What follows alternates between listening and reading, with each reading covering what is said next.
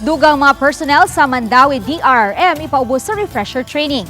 Kabahin kini sa tinguha nila nga hingpit nga maandam ang tanang mga personnel sa tanang emerhensiya.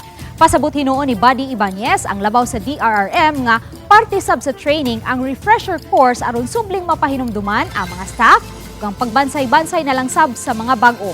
Gipasigarbo ni Ibanez nga hingpit nang na-set up ang clustering sa mga barangay sa Mandawi kundi pipila ka barangay ang milangkob sa usa ka cluster. Sa pagresponde unya, labi nagdagpo kaayo ang alarma pagtinabangay ang kauban sa usa ka cluster. Samtang atol sa sesyon kaganiha sa Mandawi City Council, gipaaprubahan sa first reading ang draft resolution nga gipalabang. Ubos niini papunan ang daily honorarium sa mga DRRM job order personnel.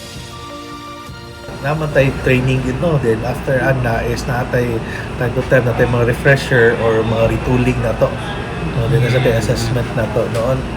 So na kayo sa to ang yung ipapag-gate sa nato ang mga barangay same sa atong cluster system natay grupo sa nato sa pag-cluster magtinabangay.